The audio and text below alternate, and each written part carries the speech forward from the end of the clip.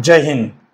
मित्रांनो, काल आपण व्हिडिओ बनवला होता की 20 मे नंतर मैदानी चाचणीला सुरुवात होण्याची शक्यता आहे. त्याबद्दल बरेच मुलांचं कमेंट मी वाचलेले आहेत. बरेच मुलांनी कमेंट खूप चांगल्या चांगल्या केल्या आहेत. त्यांच्यासाठी मी एक गोष्ट सांगेल. जी काय 20 मे नंतर ग्राउंड घेण्याचं नियोजित आहे पोलीस भरती 2024 ही न्यूज आम्ही घरून दिली होती का? किंवा जे काही अपडेट आलेली आहे, जे काही न्यूजपेपरमध्ये आलेलं आहे, की बाबा पोलीस भरतीचं जे काही पुढचं नियोजन आहे, लोकसभेनुसार ते या पद्धतीने आहे, की 20 मे नंतर ग्राउंड होण्याची चालू करण्याची शक्यता आहे. ऑगस्ट पूर्वी संपूर्ण मुलांचं लेखी मैदानी सगळं उरकून त्यांना ट्रेनिंगला पाठवण्याचं एक नियोजित आहे. हे न्यूज आलेली आहे आणि त्या न्यूजच्या आधारे तुमच्यापर्यंत ती माहिती दिली. याचा फायदा भरपूर लोकांना भेटतो, की बाबा चला अपडेट मिळत आहेत, की 20 मे नंतर ग्राउंड चालू होण्याची, त्याच्यानंतर कधी पण चालू होण्याची शक्यता आहे. मी सांगितलं होतं, की शक्यतो 20 मे नंतर चालू होणार नाही. जून-जुलैमध्ये चालू होईल. काही असेल, सरकारचा नियम नाही. कधी चालू करतील, काय करतील त्यांच्यावरती डिपेंड करतं. पण तुम्ही जर एवढे टॅलेंट पोरं आहेत, तुम्हाला सर्व माहिती आहे, तर तुम्हाला व्हिडिओ बघायचं काही कारणच नाही ना.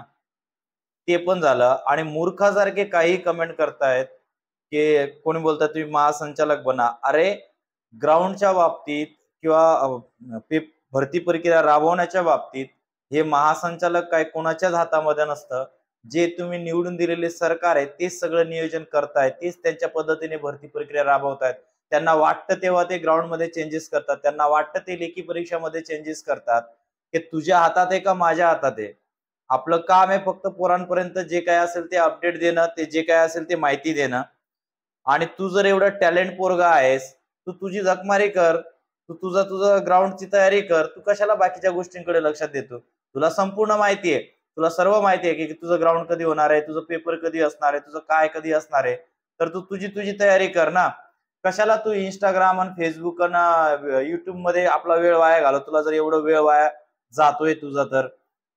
तुझा भरतीकडे कॉन्सन्ट्रेशन कर. पण नको त्या गोष्टी सोडून नसत्या त्या उगाच काहीतरी काम करत बघायचा बिनकामाचा. आणि राहिला प्रश्न याच्यामध्ये फेकाफेकीसाठी, की फेकाफेक करण्यासारखं काय आहे?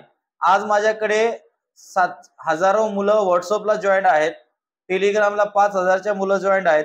ते मला प्रश्न विचारतात आणि त्या प्रश्नांचं उत्तर मी त्यांना नेहमीच देत असतो. कधी-कधी त्यांना WhatsApp ग्रुपला मला देता येत नाही, तर व्हिडिओच्या माध्यमातून त्यांनाही माहिती भेटते, इतर लोकांनाही माहिती भेटते. अनेक विद्यार्थ्यांना याचा फायदा सुद्धा झाला आहे.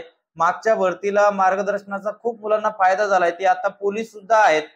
पण तू एवढा दीडशाणा आहे, तर तू कशाला काय रिकामे कामं करत बसतो? तुझं तू कॉन्सन्ट्रेशन कर ना अभ्यासावरती.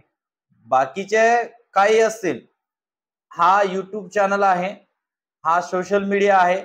याच्या माध्यमातून ज्या काही चांगल्या गोष्टी सांगता येतात त्या आम्ही सांगत असतो. आता त्याच्यावर तुमच्यावरती डिपेंड करतं, की तुम्हाला कोणत्या गोष्टी घ्यायच्या आहेत, कोणत्या गोष्टी नाही घ्यायच्या आहेत ते. आणि ज्या गोष्टी तुम्हाला घ्यावंसं वाटतं ते तुम्ही घ्या. नसेल घ्यावंसं ते तिथल्या तिथे सोडून द्या. बाकीचे विषय कशाला? बाकीचे विषय येत नाही ना. आणि एवढं जर तुम्हाला कोणाचं रिस्पेक्ट करायला जमत नसेल, तर तुम्ही आयुष्यात कोणत्याही क्षेत्रामध्ये तुम्ही सक्सेस होऊ शकत नाही.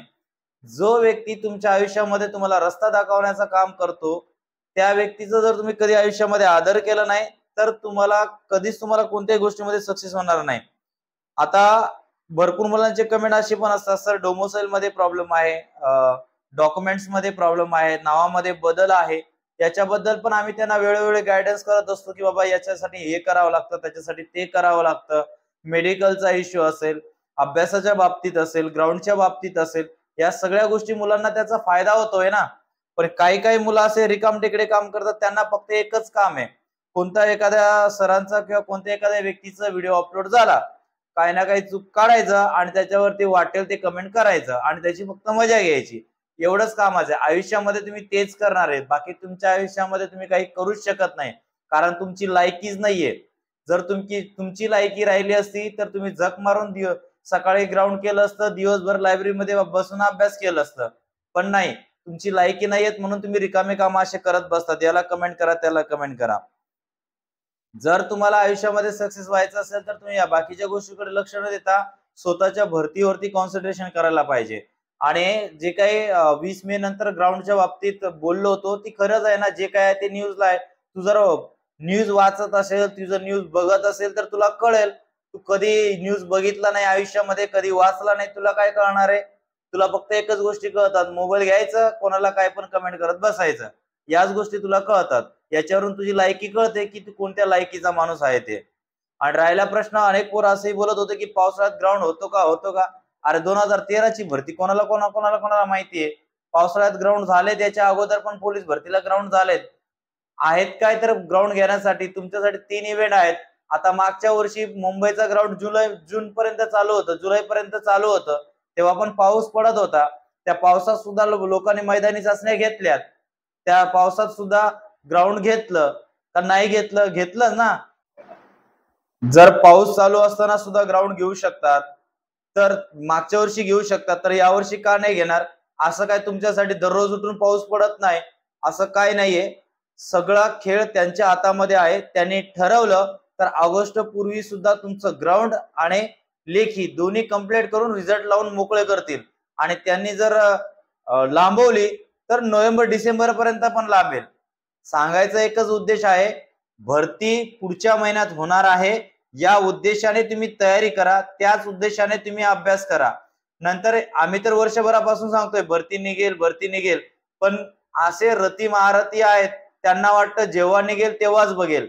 आणि असे अजून पण असे मुलं आहेत, एक दिवस ग्राउंडला जात आहेत, 2 दिवस आराम करतायत, एक दिवस अभ्यास करतायत, दुसऱ्या दिवशी काय मित्रांचं लग्न इकडं तिकडं पळत आहेत.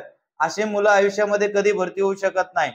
तुम्हाला भरती व्हायचं असेल तर तुम्हाला मेहनत करावी लागणार आहे. जे भरती होण्यासारखे मुलं आहेत ते रात्रंदिवस मेहनत करतायत आणि तुम्ही रात्रंदिवस टाइमपास करतायत. हा दोघातला फरक आहे.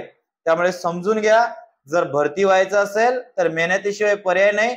असं समजायचंय पुढच्याच महिन्यात माझा ग्राउंड आहे, पुढच्याच महिन्यात माझे लेखी आहे, तर तुम्ही चांगली तयारी करू शकतात. नाहीतर या वर्षी बोंबलत बसा, पुढच्या वर्षी बोंबलत बसा. असं बोंबलत बसणारे भरपूर विद्यार्थी आहेत जे 5-5, 6-6 वर्ष भरती होत नाही. ते याच कारणामुळे होत नाही.